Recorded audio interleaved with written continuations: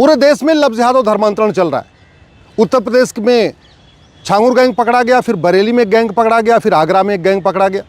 इसके पहले झारखंड में गैंग पकड़ा गया था और छत्तीसगढ़ में गैंग पकड़ा गया था। फिर एक बंगाल में धर्मांतरण की घटना बहुत बड़े पैमाने पर सामने आई थी और अब महाराष्ट्र के नासिक में और अमरावती में घटना आई है। नासिक में भारत की सबसे बड़ी आईटी कंपनी में जो वहाँ इंजीनियर थे, जो वहाँ पे प्रोफेशनल्स थे, जो वहाँ पे एचआर की मैनेजर थी, वो मिलके लव जिहाद और धर्मांतरण कर रहे थे। अमरावती में एक घटना आई है जहाँ एक लड़के के मोबाइल में 180 बेटियों की फ़ोटो मिली है, 350 वीडियो मिले हैं।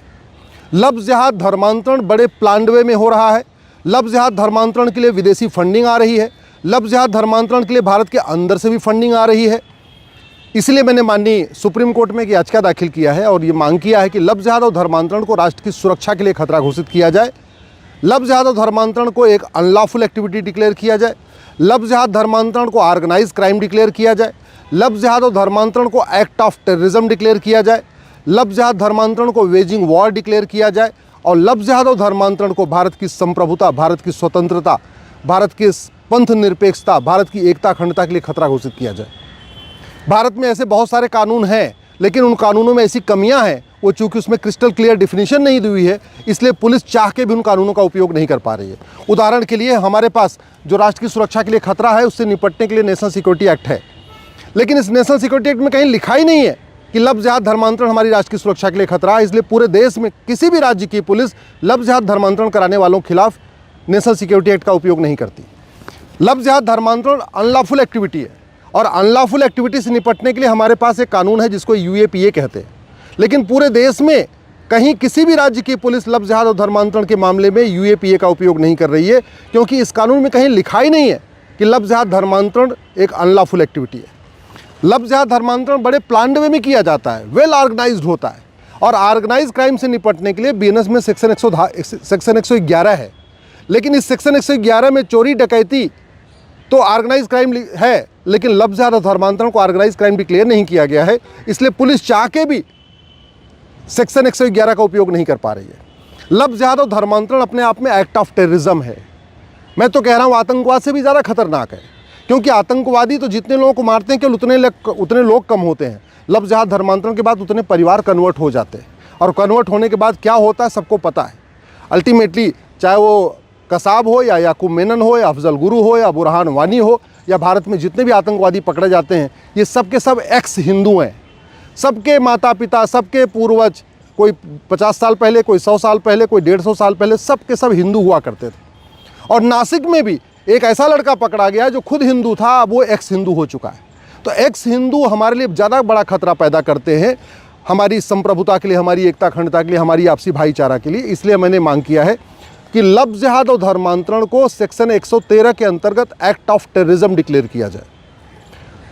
जो भारत के खिलाफ इनडायरेक्ट वॉर है या डायरेक्ट वॉर है, उससे निपटने के लिए हमारे पास सेक्शन 147 है इस बीएनएस में, जिसको कहते हैं वेजिंग वॉर। लेकिन इस सेक्शन 113 में हमने सेक्शन 147 में कहीं लिखा ही नहीं है कि लव जिहाद धर्मांतरण अपने आप में वेजिंग वॉर है, इनडायरेक्ट वॉर है, इसलिए सेक्शन 147 का भी उपयोग नहीं किया जा रहा।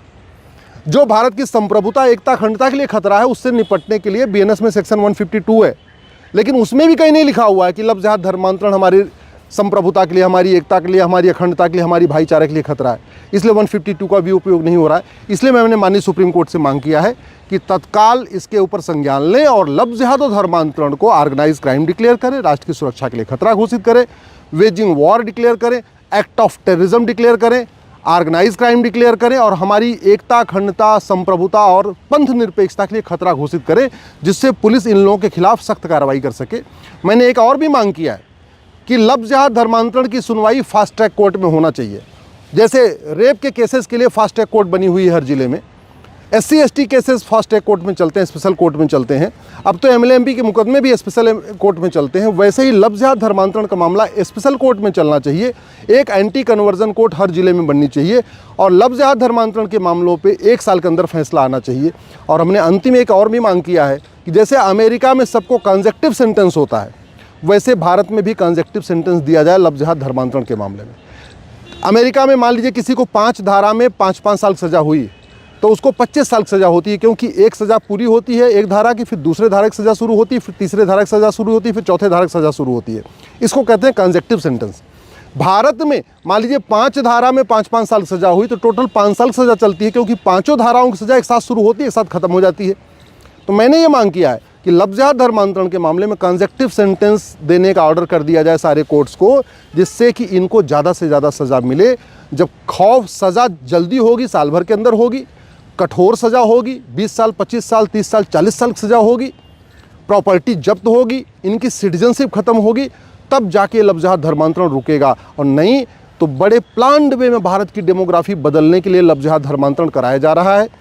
0.1% ही सही, लेकिन भारत की डेमोग्राफी पर डे बदल रही है। थोड़ा सा ही बदल रही, लेकिन पर डे बदल रही है। भारत में 9 राज्यों की डेमोग्राफी पूरी तरीके से बदल चुकी है। 800 जिलों में से 200 जिलों की डेमोग्राफी पूरी तरीके बदल चुकी है। 6000 तहसीलों में से 1500 तहसीलों की डेमोग्राफी बदल चुकी है। भारत के बॉर्डर पे जो 300 तहसीलें हैं, उसकी 300 की 300 तहसीलों की डेमोग्राफी बदल चुकी है। और इसका रूट काज है लफ्ज़ जिहाद, धर्मांतरण, घुसपैठ और जनसंख्या विस्फोट। तो लफ्ज़ जिहाद धर्मांतरण को रोकने के लिए तत्काल कानून बनाने की भी ज़रूरत है। हमारे पास जो ये BNS है, इसमें ऑफेंस रिलेटिंग टू रिलीजन तो है, लेकिन ऑफेंस रिलेटिंग टू कन्वर्जन नहीं। इसलिए मैं केंद्र सरकार से भी निवेदन करता हूँ, तत्काल इस BNS में संशोधन करें, एक नया चैप्टर जोड़ें ऑफेंस रिलेटिंग टू कन्वर्जन, और सरकार जो सेक्शन 111, 113, 147, 152 है उसको भी बदले, जिससे लफ्ज़ जिहाद धर्मांतरण पे त्वरित कार्रवाई हो, फास्ट कार्रवाई हो और जल्दी से जल्दी सज़ा मिले, तब जाके रुकेगा।